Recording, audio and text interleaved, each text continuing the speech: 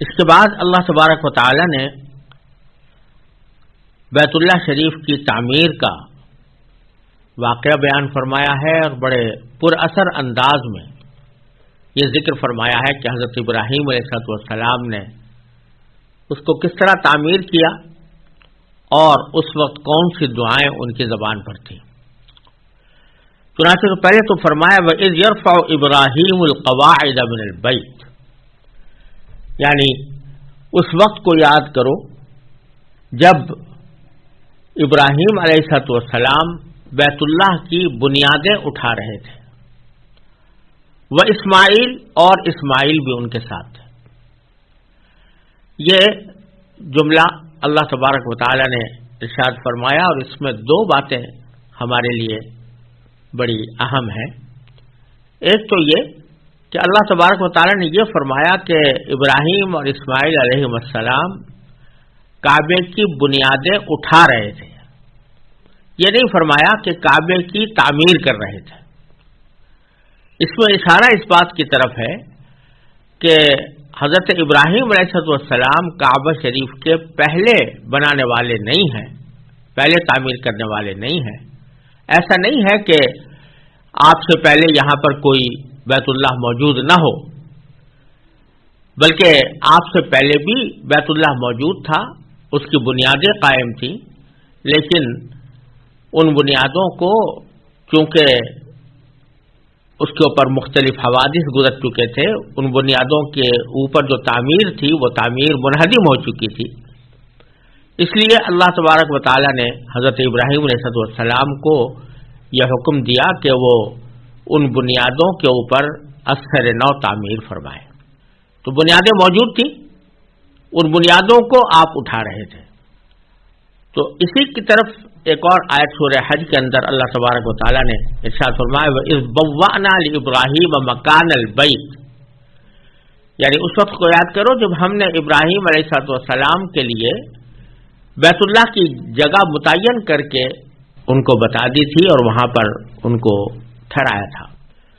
تو معلوم ہوا کہ بیت اللہ اس سے پہلے موجود تھا۔ اب کتنا پہلے موجود تھا، سب سے پہلے کس نے تعمیر کی اور کس وقت کی، اس کے بارے میں کوئی صحیح اور مستند اور قوی روایت حدیث میں منقول نہیں ہے۔ البتہ کچھ روایات سے معلوم ہوتا ہے کہ سب سے پہلے اس کی تعمیر حضرت آدم علیہ السلام نے کی، اور آدم علیہ السلام کے بعد یہ تعمیر طوفان نوح تک باقی رہی، اور طوفان نوح میں منہدم ہو جانے کے بعد سے ابراہیم علیہ السلام کے زمانے تک یہ ٹیلے کی صورت میں چلی آتی تھی۔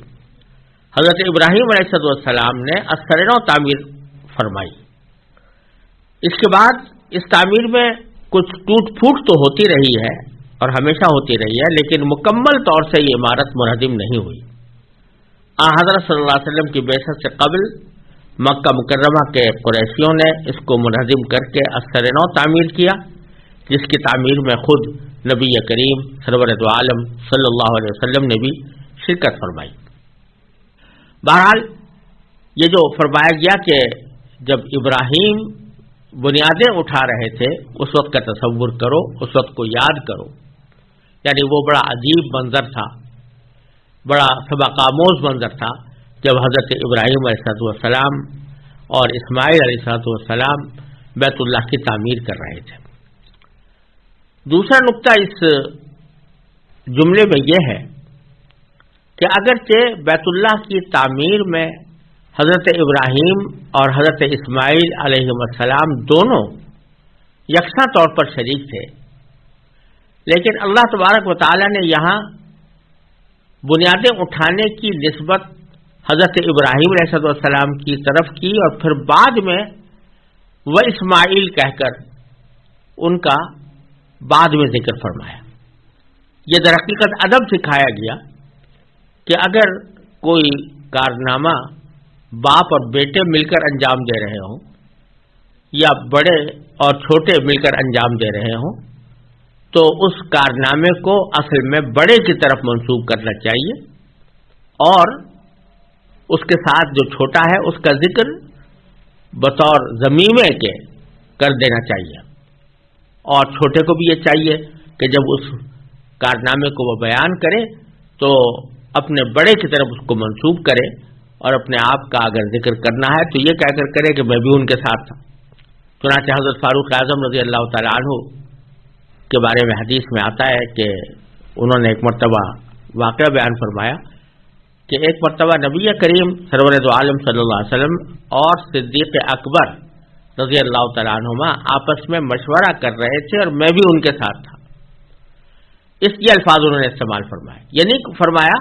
کہ حضور اقدس صلی اللہ علیہ وسلم حضرت ابو بکر صدیق اور مجھ سے مشورہ کر رہے تھے، بلکہ یہ فرمایا کہ وہ مشورہ کر رہے تھے اور میں ان کے ساتھ تھا، یہ ادباً فرمایا تاکہ اپنی حضرت نبی کریم صلی اللہ علیہ وسلم کے ساتھ یا صدیق اکبر کے ساتھ برابری کے دعوے کا شائبہ نہ ہو، ورنہ حقیقت تو یہ تھی کہ جب نبی کریم صلی اللہ علیہ وسلم دونوں کو بلاتے تھے تو مشورہ دونوں ہی سے ہوتا تھا، لیکن اس کا ذکر اس طرح فرمایا کہ میں بھی ان کے ساتھ تھا۔ اسی طرح اللہ تبارک و تعالی نے یہاں یہ فرمایا کہ یرفع ابراہیم القواعد من البیت و اسماعیل، اس وقت کو یاد کرو جب ابراہیم بیت اللہ کی بنیادیں اٹھا رہے تھے اور اسماعیل بھی ان کے ساتھ شریک تھے یا ان کے ساتھ شامل تھے۔ پھر اس ساری تعمیر میں نہ جانے کتنے مراحل پیش آئے ہوں گے، کہاں سے پتھر ڈھوئے گئے، کس طرح ان کو اس شکل میں ڈھالا گیا کہ وہ بیت اللہ کی تعمیر کا حصہ بن سکیں، کس طرح ان کو آپس میں جوڑا گیا، کتنی اس کی اونچائی رکھی گئی، کتنی اس کی لمبائی اور چوڑائی رکھی گئی، کس طرح اس کو مضبوط کرنے کا انتظام کیا گیا، یہ ساری باتیں بیت اللہ کی تعمیر سے متعلق تھی، لیکن اللہ تبارک و تعالی نے ان کا ذکر نہیں فرمایا۔ اس کے بعد جس بات کا ذکر فرمایا وہ حضرت ابراہیم علیہ السلام کی وہ دعائیں ہیں جو اس موقع پر حضرت ابراہیم علیہ السلام نے کی تھی۔ اس سے بتانا یہ مقصود ہے کہ یہ تاریخی واقعات کہ پتھر کہاں سے ڈھوئے گئے اور کس طرح لائے گئے، کس طرح ان کو جمایا گیا، کس طرح ان کو مضبوط بنایا گیا، ان کی کوئی خاص اہمیت نہیں۔ اہمیت اس بات کی ہے کہ حضرت ابراہیم علیہ السلام یہ فریضہ کس جذبے کے ساتھ انجام دے رہے تھے، اور ان کی زبان مبارک پر اس وقت کیا کلمات تھے، اللہ تبارک و تعالیٰ سے انہوں نے اس موقع پر جو رشتہ جوڑا تھا، اس رشتے کے دوران کیا عرض و معروض وہ اللہ تعالیٰ سے کر رہے تھے۔ چنانچہ اسی پر اکتفا فرمایا اللہ تعالیٰ نے اس تعمیر بیت اللہ کے سلسلے میں، اس کی مادی تفصیلات کی طرف جانے کے بجائے حضرت ابراہیم علیہ السلام کی دعاؤں پر اکتفا فرمایا۔ چنانچہ فرمایا کہ ربنا تقبل منا انک انت السمیع العلیم، یعنی ابراہیم علیہ السلام ایک طرف یہ عظیم کارنامہ انجام دے رہے تھے اور دوسری طرف ان کی زبان پر جو کلمات تھے وہ یہ تھے کہ ربنا، اے ہمارے پروردگار، تقبل منا، ہم سے یہ خدمت قبول فرما لے، انک انت السمیع العلیم، بے شک تو اور صرف تو ہی ہر ایک کی سننے والا، ہر ایک کو جاننے والا ہے۔ دل سے نکلی ہوئی حضرت ابراہیم علیہ السلام کی یہ دعا ایسی ہے کہ اس کی تاثیر کسی بھی ترجمے کے ذریعے دوسری زبان میں منتقل کرنا ایک انسان کے بس سے باہر ہے، لہذا یہاں ہم اس کی بلاغت، اس کی فصاحت، اس کی تاثیر کو اردو زبان میں منتقل کر کے نہیں دکھا سکتے، ترجمہ صرف اس کا مفہوم ہی ادا کر سکتا ہے۔ اس دعا کو اللہ تبارک و تعالی یہاں پر جو نقل فرما رہے ہیں تو اس کا مقصد ایک تو یہ دکھانا ہے کہ انبیاء کرام اپنے بڑے سے بڑے کارنامے پر بھی مغرور ہونے کے بجائے اللہ تبارک و تعالیٰ کے حضور اور زیادہ عجز و نیاز کا مظاہرہ فرماتے ہیں، اور اپنے کارنامے کا تذکرہ کرنے کے بجائے اپنے ان کوتاہیوں پر توبہ مانگتے ہیں جو اس کام کی ادائیگی میں ان سے سرزد ہونے کا امکان ہو۔ یعنی کوئی اور ہوتا تو اپنے اس کارنامے کے اوپر مغرور ہوتا، اس کا سر فخر سے بلند ہوتا، اس کی گردن تنی ہوئی ہوتی کہ میں نے اتنا عظیم الشان کارنامہ انجام دیا، لیکن حضرت ابراہیم علیہ السلام عجز و نیاز کا مظاہرہ کرتے ہوئے فرما رہے ہیں کہ اے ہمارے پروردگار، ہم سے یہ خدمت قبول فرما لے، اور یہ فرمایا کہ آپ ہی ہر بات کو سننے والے، ہر بات کو جاننے والے ہیں۔ پھر آگے فرمایا ربنا وجعلنا مسلمین لک ومن ذریتنا امۃ مسلمۃ لک، اے ہمارے پروردگار ہمیں اپنا مکمل فرما بردار بنا لے، ومن ذریتنا، اور ہماری نسل سے بھی امۃ مسلمۃ لک، ایسی امت پیدا کر جو تیری پوری تابع دار ہو، وَأَرِنَا مَنَاسِكَنَا، اور ہم کو ہمارے عبادتوں کے طریقے سکھا دے، وَتُبْ عَلَيْنَا، اور ہماری توبہ قبول فرما لے، إِنَّكَ أَنْتَ التَّوَّابُ، بے شک تو اور صرف تو ہی معاف کرنے کا خوگر،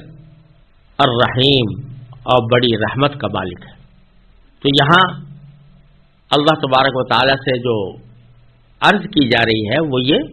کہ اللہ، یہ خدمت جس کی توفیق آپ نے ہی عطا فرمائی، یہ خدمت اگرچہ آپ کے مقدس گھر کی خدمت ہے، لیکن اس خدمت کا جو حق ہونا چاہیے تھا وہ ہم اس کو ادائیگی سے قاصر ہیں، لہذا اپنے فضل و کرم سے اس کو قبول فرما لے،